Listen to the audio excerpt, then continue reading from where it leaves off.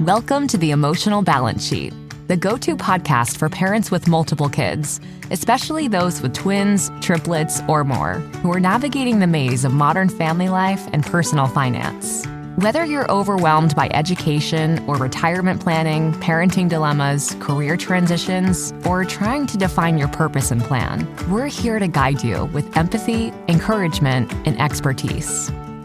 Hosted by Paul Fenner, founder of Tama Capital, a certified financial planner and parent to 4 kids, including a set of triplets. Our podcast is your ally in the quest for financial peace of mind, proving that money matters, but family comes first. Subscribe now and join our community of empowered parents at tamacapital.com.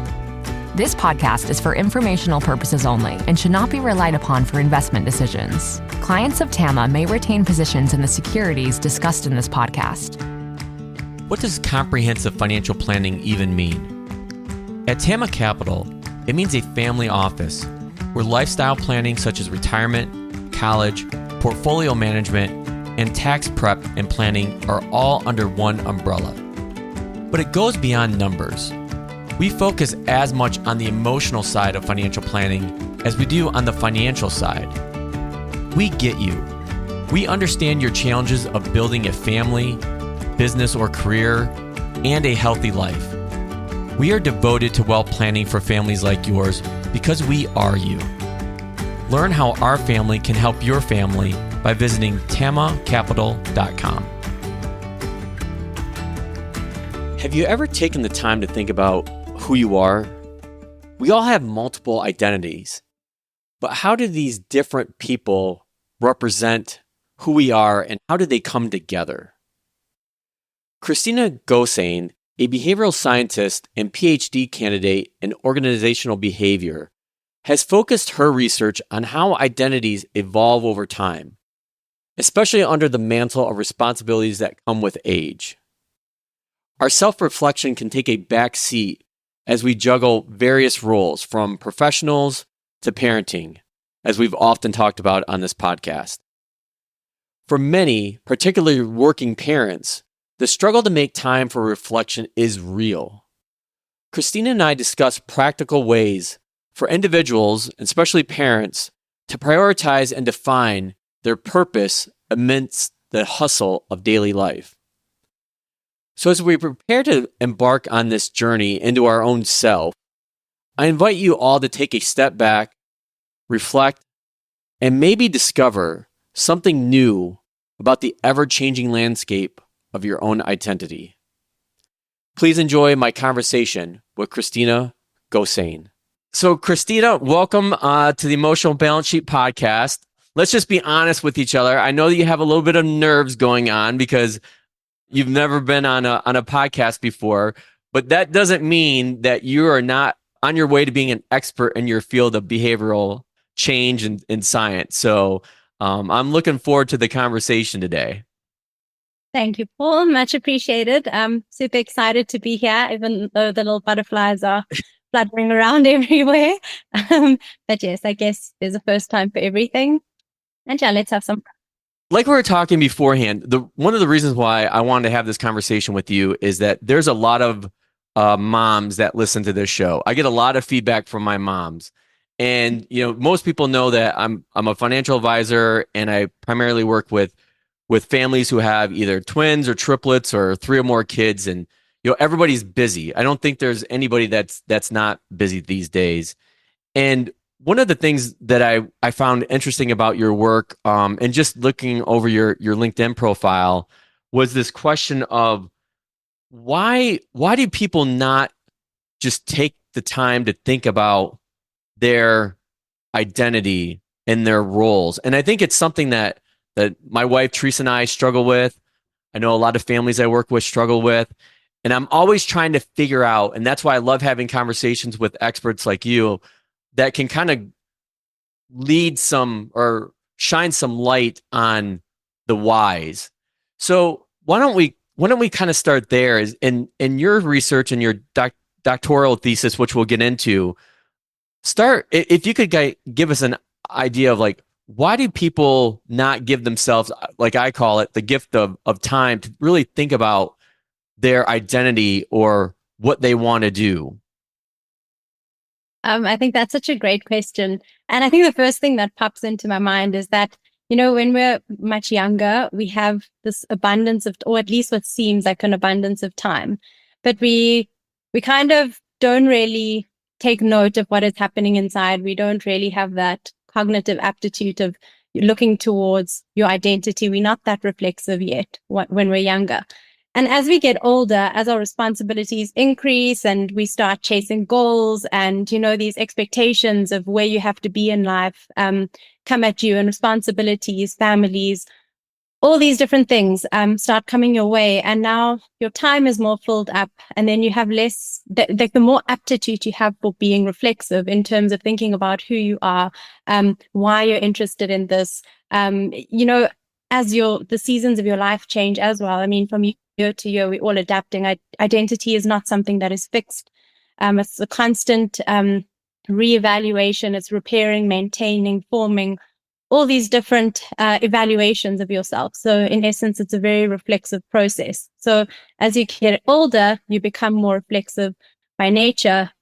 You start evaluating life more, but then you have less time to do this. I mean, unless you consciously make the choice to sit down every day and journal for 15 or 20 minutes, think about things. We're all kind of rushing from one thing, kids, meetings, rush back from work to go fetch the kids from school. Then a kid is sick and calls you. So your life is at a constant rush, and you're always having new goals. I mean, we hit one goal and we don't even celebrate. We're ready to hit the next one. So a lot of the time we get lost as individuals in the cycle of what we are trying to do, which is kind of sad because you're actually the focal point of your life, but you're always focusing on your husband or your children and their happiness, and you kind of come last. So my long story is basically that, I think as you get older, you have the ability to be more reflexive and reflect on your identity, but we, in essence, don't make it part of our lives because everything else seems more important.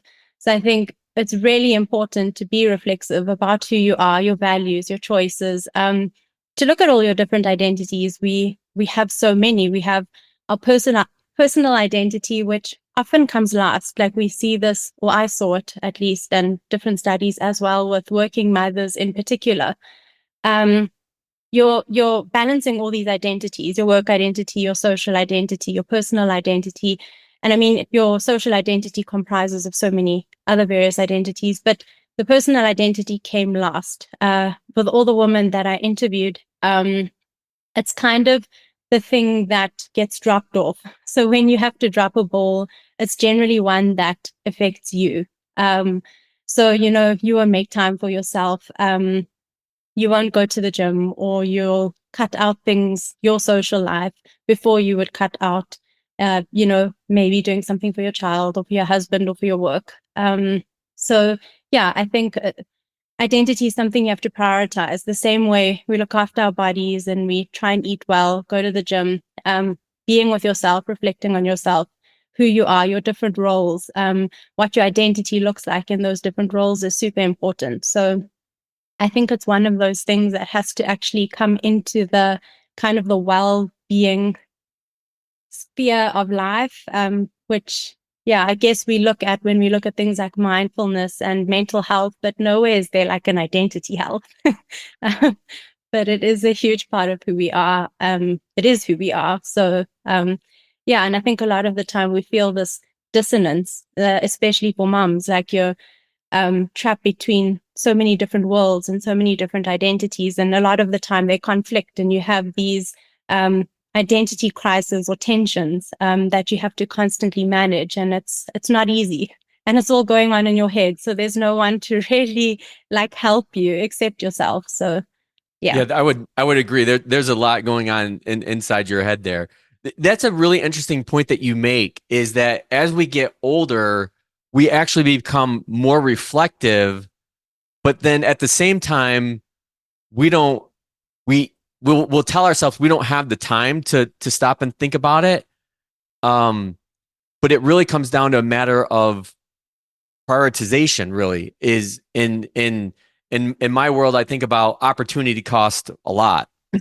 Everybody wants to go on the nice vacation and, put their kids through all the, extracurricular activities and, save for retirement and save for college. But there's very few families that can do everything. And I often have this phrase that I've said on the show, and I tell Teresa all the time, she probably gets sick of it, is that you can do most things in life, but you can't do everything.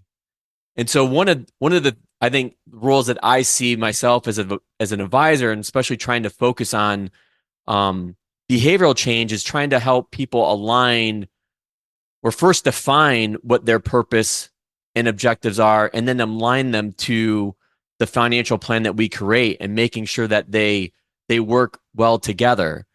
But to come back to this, is in your research and in your studying this topic, have you found anything that helps people make that time?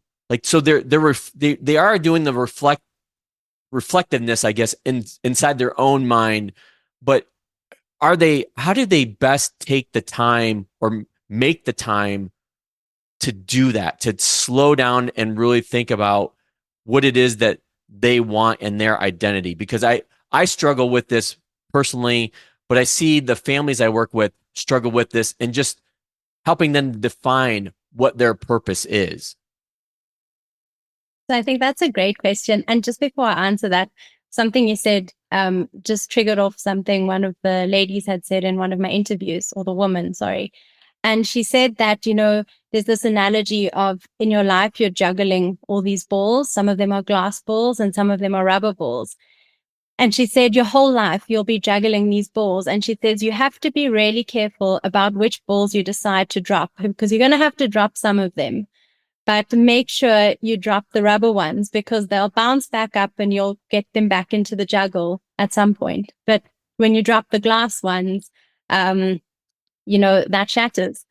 Then again, we could look at something like kintsugi from Japanese psychology, which says that kind of it embraces the broken parts and actually puts them back together with gold to signify that those cracks are actually beautiful and make you who you are and make you even more valuable. So I guess that's an additional spin on it. But I really do like the notion of thinking about all these things that you're juggling as rubber versus glass, and make sure you drop the rubber ones. And maybe this kind of leads into your question in the sense of, when you're thinking of prioritizing that time, do you think of yourself as a rubber glass or as a glass? And I think if you think of yourself as rubber, you're wrong. There's few things I would say so certainly, but I think that a lot of the time, especially as parents, we prioritize children over ourselves. We prioritize, things like work, because obviously you need to go to work. You need to provide for your family. It's a very important part of your life. But prioritizing yourself is so important, because if you have not filled your own cup, you cannot fill the cup of another. So I think that it really, like I said earlier, it really forms part of like your basic human health, the same way you would go to the gym, the same way you would, eat well, or try and eat well, and invest in going to the doctor when you're feeling sick. You need to look into yourself. And I think it's a commitment that you have to decide to make, like, make it exciting. And I think approach it as this kind of journey into discovering me, who I am. And it's amazing, when we look back on, the past year of your life, or the past 2 or 3 years, like how much you change and like the progression you've made. And I think the more you work on yourself, and I've found that a lot. I think I've worked on myself quite a bit in the last 2 or 3 years since COVID started, because we kind of had this period of silence where you were cut off from so much that I kind of jumped inside myself. And I think when you get to know yourself, you become a better leader, you become a better employee, you become a better husband or wife or mother, because you're able to control your own emotions better, your impulses better, because you understand what triggers you, what sets you off. You understand what drives you. You understand who you are. It comes down to answering basic questions like, what is my nationality? What is my gender? What is my race? Why are these things what they are? And write that down, your religious affiliation, anything, what drives you, what values you have, what morals you have. And, a lot of the time we store this information in our heads, and it's the same as journaling. Journaling works because you're physically writing, and there's a connection between your brain and your hand when you write something that almost releases this thought or feeling. And that's why journaling is so good for you. And I think that, you just have to prioritize this to be a better human. This is part of your development, and it's investing in yourself, essentially, the same way you would invest in going for a massage or to the physio if your back is sore, whatever it may be. So it's a conscious choice you have to make. And the older you get, you have to make difficult choices, even when you don't want to do it, like getting up early to go to the gym.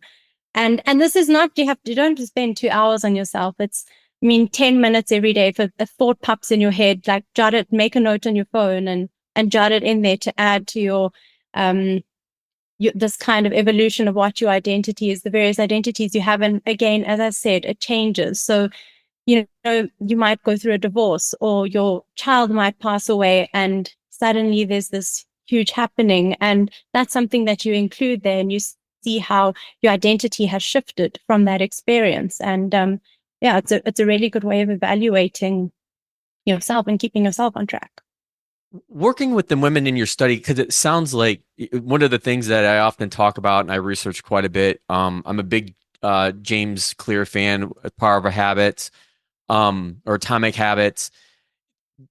When you were interviewing the women in your research study, were there any golden nuggets that you like kind of or themes that you saw consistently among the women that did this really well, that prioritized this time for themselves, or they were able to somehow make a habit out of something to then trigger, okay, this is how I'm going to spend the time thinking about this, writing it down, journaling, or a place, or any specifics that you came across that you found really intriguing? So I think the one thing that did come up from a lot of the ladies is that they started identifying triggers. So the more they had gotten to know themselves, and a lot of the time getting to know themselves came from experiences that they'd had. And a lot of the times it wasn't positive experiences. It had come through. So my research is on, specifically my PhD is on unconscious gender bias. So it would have been something that had triggered off that gender identity, and it then sends them down this like spiral of reflexivity and thought, and about how they're going to respond to that. And for a lot of the ladies, this was kind of the triggering moment into, I need to understand myself. I need to understand my leader identity. What makes me a good leader? There's a lot of it. Every single one of them mentioned imposter syndrome. And these were all senior executive leaders. And it was sad for me in the sense, because they are incredible. They are not just as human beings, but as leaders, and in their work. They had done so much. They had inspired and influenced so many people. Their leadership wasn't just about the management piece, about making sure that the numbers are up and all those different kind of checklist items are done. It was about influencing people, moving people, other people in my team, kind of developing. Are they on the right track? And I think an interesting thing about motherhood is that it actually improves your negotiation, your communication skills, and to some degree your EQ as well, and your ability to think about other people. And so a lot of women that come back after being mothers, or women that have been mothers, kind of have that heightened skill set. So a lot of the time, like, I found that women weren't necessarily worried about climbing the ladder. That was kind of a bonus of what was happening, but they were really passionate about making sure that the people in their team were well looked after, are developing, are learning, are performing to their best ability. And I think that was amazing. And that goes back to the work you do on yourself, being sure and confident in who you are. Because if you're sure and confident in who you are, you're going to be a really good leader. And there's going to be this spillover effect. And you're going to start encouraging people to also do the self-discovery. So coming back to identity, I think it's just all these hardships almost, or not hardships, but these hurdles that women cross over that force them to think deeper. And some of the time it's not necessarily journaling, but it's just these incidents that really trigger them to think deeper and trigger them to think about themselves and who they are. Because if authenticity was something that came up a lot, is that if you don't know who you are and if you're not acting from a place of authenticity, people are going to notice it. People aren't going to really respond well to you. People, especially as a leader at that level, it just doesn't work. And for you as well, as a person, you don't want to be leaving half of yourself at the door when you come in and putting on this facade of who you are. You want to bring your whole self to work. And you want to bring your kind of unique footprint to that. And you can only do that if you know who you are. So it's, whether it's partly writing down, whether it's partly experiential, whether it's partly kind of these dialogues that you have either with your colleagues or with HR or whoever's in the room about that trigger off who you are, as long as in some way you are being forced to think about this, you really do make time to go and sit down with yourself when you have a moment. Or, I mean, when you're to be reflexive in my own head. And then, you come home and you write down what you need to. So you find your place of meditation almost. And yeah, it doesn't necessarily have to be writing it down, but at some point you need to kind of jot it down. But even if it is happening in your head, but consistently is the key thing to see your progression. That's an interesting point that you made about in your study finding that being a mom, and I think I can even relate to this just being a father, because I didn't know I was going to have kids. For a long time, I probably didn't even want it. I know I didn't want to have kids. And then to have a set of triplets plus one, Wow. has really kind of been an experience. But, probably the best person that could answer this would be my wife, Teresa. But I feel like I've changed over the last, 13 and a half years that I've had the triplets now. Of trying to be more understanding and more empathetic. And I think that's for me anyways, a direct correlation to being a father or mother or parent. Because I don't know if I would have been that way if I didn't have these kids. No, absolutely. I think they're a life changer, that's for sure. But in a good way. And I think that's one of the positive things that you take away from this, is that no matter what happens or no matter how your path is adjusted, whether you plan for something or don't plan for something, there's always a positive byproduct. But what I did want to say is that the research on like women becoming more empathetic also does apply to men if they are at home. So I think the whole paternity leave thing is so important. And I was actually discussing it with an ex-colleague of mine earlier today, and asking if that has changed in the company. And he said, yes, the paternity leave has gone up slightly.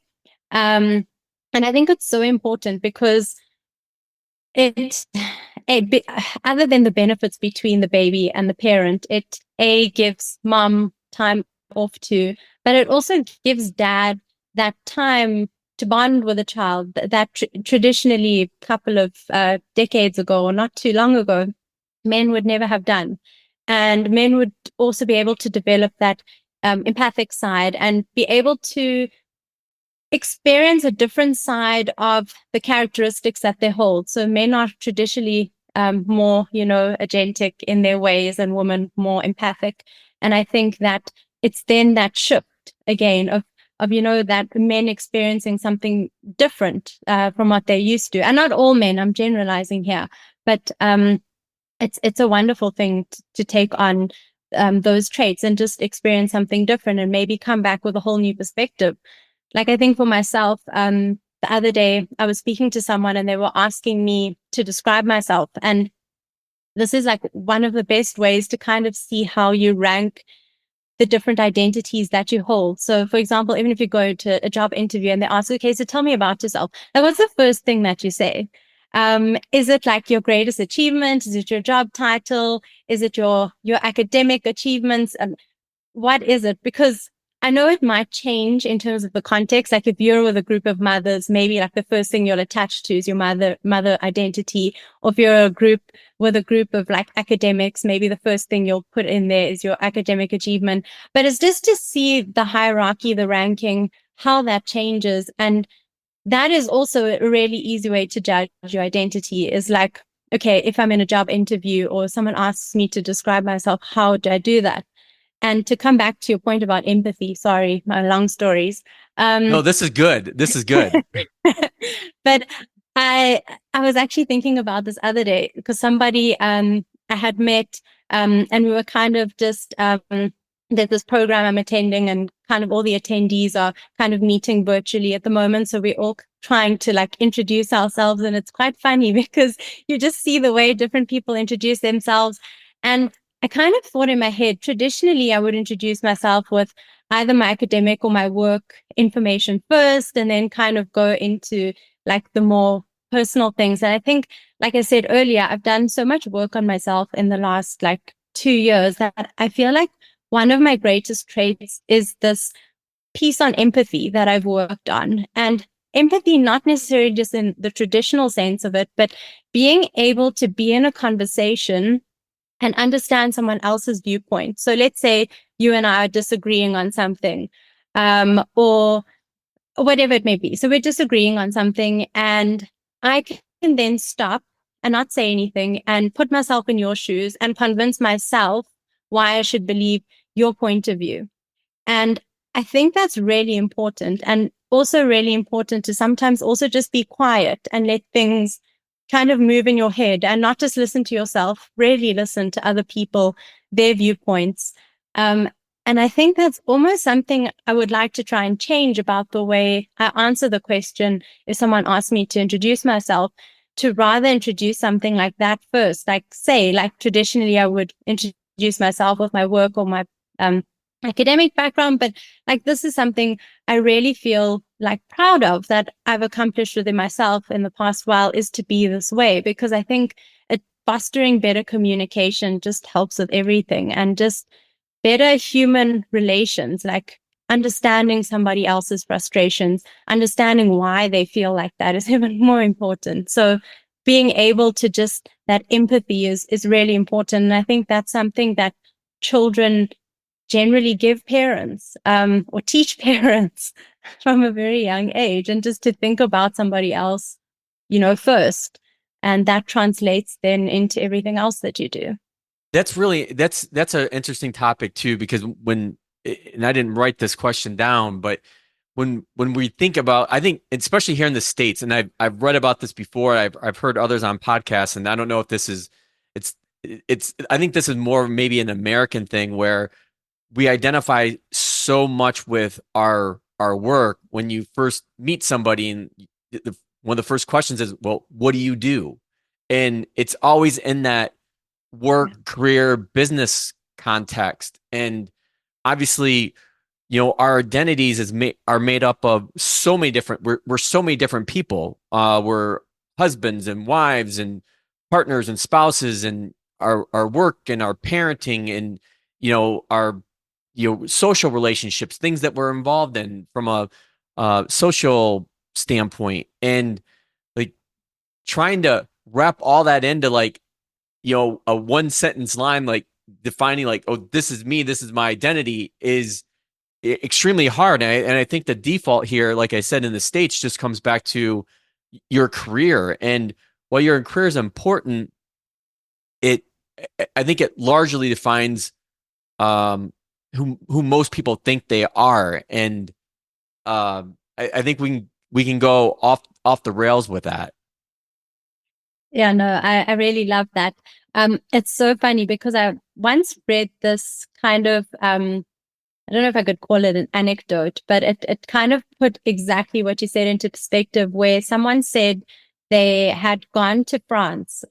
I don't know. I don't think it's true. I think it's more just of a way of illustrating this, where if you ask people in France what they do, they'll kind of respond a little bit perplexed, but then they'll say like, I do walking or I do yoga. They never, assimilate themselves to their careers in the sense of like, what do you do? And I don't know if that's necessarily like a language barrier, maybe, or, a perception barrier between like the French understanding and the English understanding. But nevertheless, it's a great way to illustrate exactly what you've said, in the sense that, certain communities, if you ask them what they do, the first thing might be, more in collectivistic societies, might be something socially related. But I think, like you said, in America or other kind of more individualistic countries, it will come down to, definitely to your work identity. And I think it's just the easiest, to be honest, because people understand it. And a lot of the time, it's also a bit of a social ranking. So if you introduce yourself in the conversation saying that, or not so much a social ranking, there's a better word for it, which will come up, but, more around, I'm Christina, I'm a wealth manager.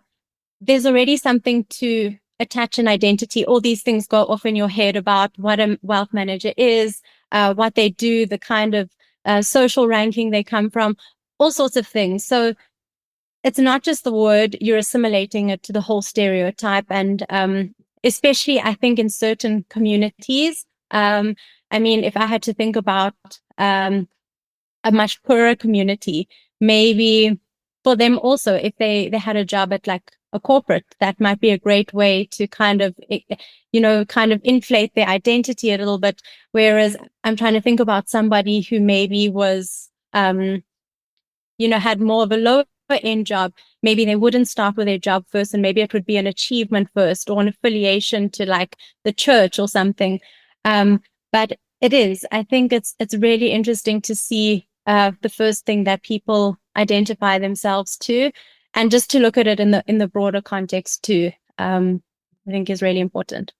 So I'm curious, how did you become so interested in this field of behavioral science and learning about identities? Like how did you get into this field? I think I'm always fascinated by people's background, especially behavioral scientists, and how they got into what they do. So I think for me, it goes way back when I was younger. I always had this curious mind. I loved people. I loved understanding why people are different, why people react differently. Like, I grew up with two older sisters, and they're a lot older than me. So there's a very big generational gap. And I think it just always struck me that things were different to us. Like, we were girls. Like, at that age, I could identify we're all girls. There's not a lot different. We all live in the same house. We have the same mom and dad, but yet our perspective on things is just completely different. And the way choices we make are completely different. So I think I was just always very curious about human behavior. And I got to university, actually started studying finance, hated it in my first year. And I thought, I can't be in books. I need to be with people. And then I started with industrial and organizational psychology up until master's. And it's in my master's year that we had a course on identity. And I absolutely fell in love with it. And I fell in love with the aspect of, sometimes, like, I hate being put in a box. So I'm somebody who will break every kind of norm of society just to prove a point. Like, I'm that annoying person. But again, it's like, I feel like your identity is you. It's what makes you unique. And I think as much as you live in a society and in a context that is definitely going to sway you, you can't be completely free of societal expectations and norms. But I think your identity allows you to express yourself within that context. And I fell in love with that. And I fell in love with the fact that you could change. I think couple of years ago, a lot of the times you were kind of not seen as change was seen as very hard. Let me put it that way. And I think as research has evolved, I mean, with neuroplasticity and all these wonderful things, we realize that change is not out of reach. And that's a lot more positive. And I think that that's the great thing about identity is that it's fluid and it changes.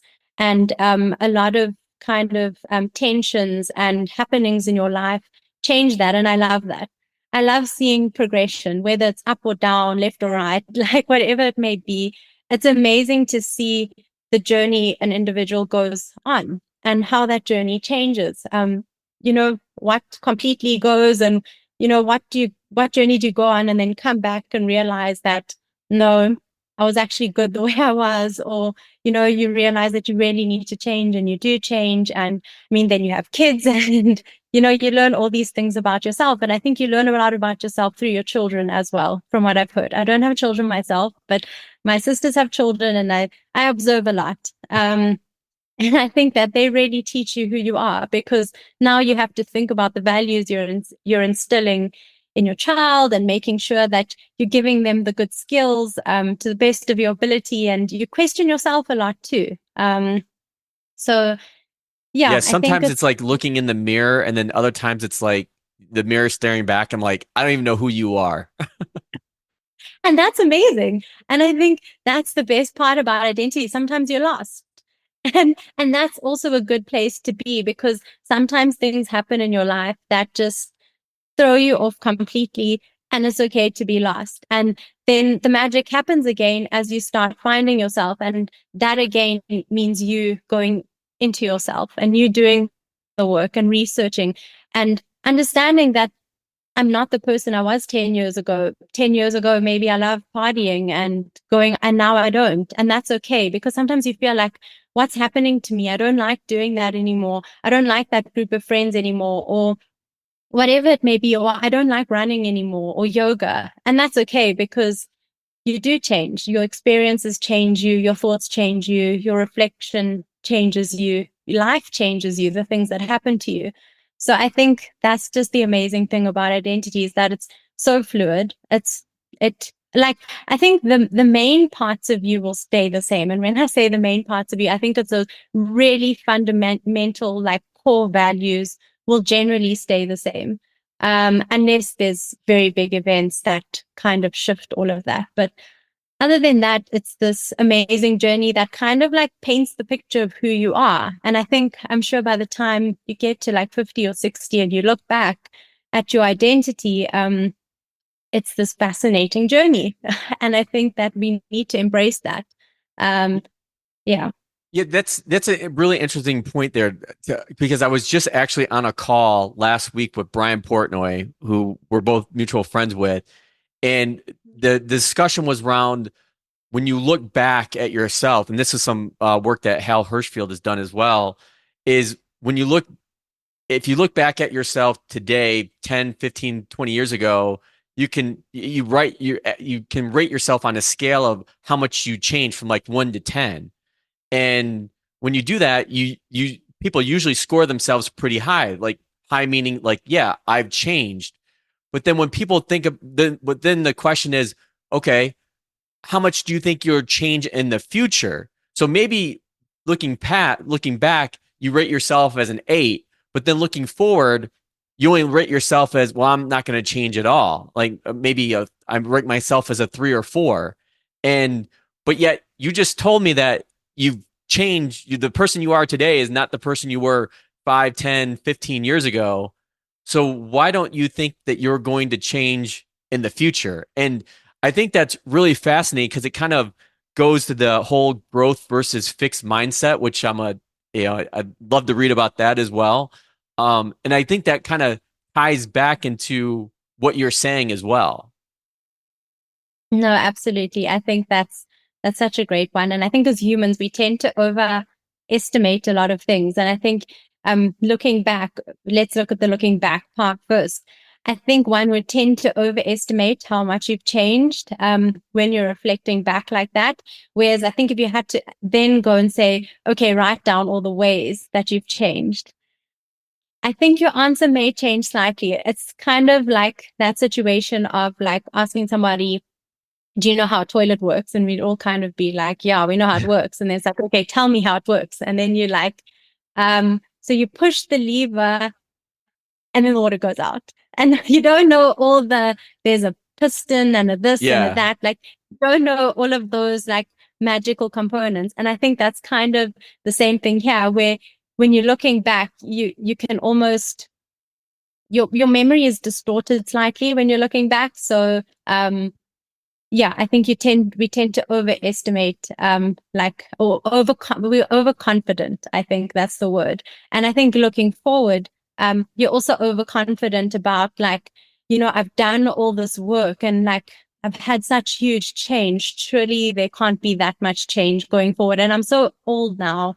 Um, you know, uh, I'm quite fixed in my ways and I don't think there's going to be that much change. And I think what then happens with a kind of looking forward thing is you don't take into account a lot of the events that can still happen. I mean, you could still lose a child, you could get Alzheimer's, there's so many things that could happen that could shift your identity so much in a split second. So I think it's just that overconfidence and looking back versus looking forward. You're almost kind of confident in, oh, okay, I've done so much work. I know who I am. It's not going to change too much. But yeah, I think as long as we kind of I think it's still great if people say 3, because at least they still think they're going to change slightly. At least they're not saying 0, which is, again, that kind of fixed mindset, which is not good. But I think it would also be interesting to see the different generations' responses to questions like this. I feel like this is just my gut feeling, but I feel like the older generation might be a little bit more conservative, whereas the younger generation, with all the kind of new kind of awakenings, or I don't know how to term it well, but the different kind of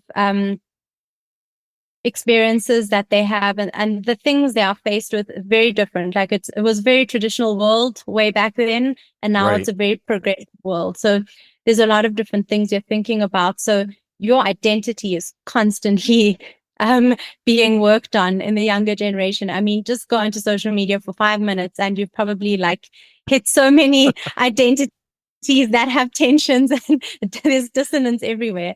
I'm kidding, not that much, but yeah, I think there's just I think there's my gut feel that the different generations would have different answers to that.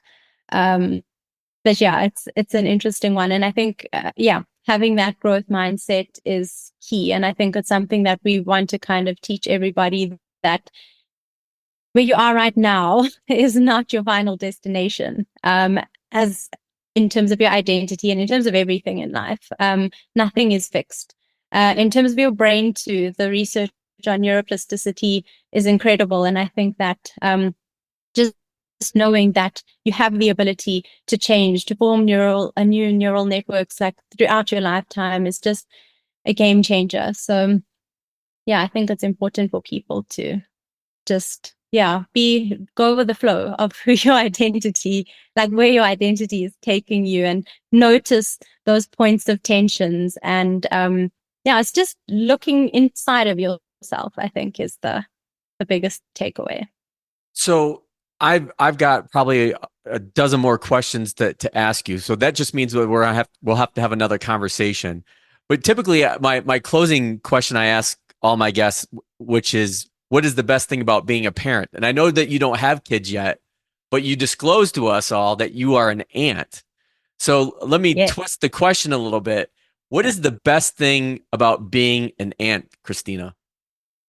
Oh my God, I love being an aunt. It is literally like, it's one of like my top identities.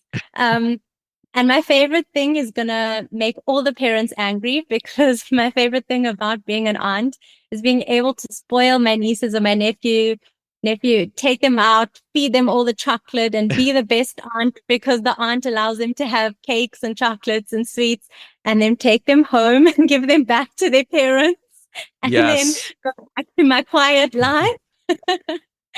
so I will be hated by all the parents. But I think besides that, they bring so much joy. I think the one thing I love is a hug. There's nothing like the oxytocin from the hug of a child. Like, you could be having the worst day ever, and they like run up to you when you walk in and like give you this big hug. And I'm like, okay, all my problems are solved. So, Yeah, I would agree. That was like one of the best things about when my kids were young is walking in the door and then just screaming and yelling, being so excited. And now I have teenagers that I'm on my way out of that world. But my oldest girl, triplet Madison, gave me a hug yesterday when I needed it. So it's there's still hope for us, I think. So. Well, Christina, I can't thank you enough for this wonderful conversation. And like I said, I know that there's going to be more in our future, but thank you very much for spending some time with us on the Emotional Balance Sheet podcast. Thank you so much for having me. It was a great conversation, and I kind of forgot my fears as I went along. So thank you. As you could probably tell from that conversation, I love talking to behavioral scientists on this show, partly because I think I still fight this stereotype every day about what people think a financial advisor is, at least from my perspective. It's this focus on the financial numbers, but really when it comes down to it, I help people manage behavior, and more importantly, I help people manage change, life transitions, whether that's expected or unexpected. So there's a few key takeaways from my conversation with Christina that I want to point out. I think the first is understanding the value of taking time to contemplate your purpose and objectives, even among or amidst the daily responsibilities we all have, especially those parents out there. I've not met one family that's not exponentially busy. We are all busy. Some of us are overscheduled, partly our own fault. But the importance of taking time cannot be underestimated. I would also point out that acknowledging that our identities are not static. They are constantly being shaped by experiences and reflections, which is something that Christina and I talked about. When you look back and you look at how much you've changed, how you rate yourself, but then when you think about your future self, you don't think you're going to change that much, which you're probably underestimating yourself. And last, I would say, and we talked about this with lots of guests, whether it's Daniel Crosby, Brian Portnoy, Christina Graver, Joy Leary, we have to challenge this notion that our careers is what solely defines us. As I kind of mentioned in the intro, we have multiple identities. And we need to realize the importance of those identities and how they interact with each other. Now that you've made it to the end of another great conversation, are you looking for more? If so, head over to tamacapital.com, where you will find all of our conversations. Use the search feature to find the topic or guest you would love to learn more about. Also, don't forget to make someone else's day by sharing our show. So that's all for this week, and we'll see you next time.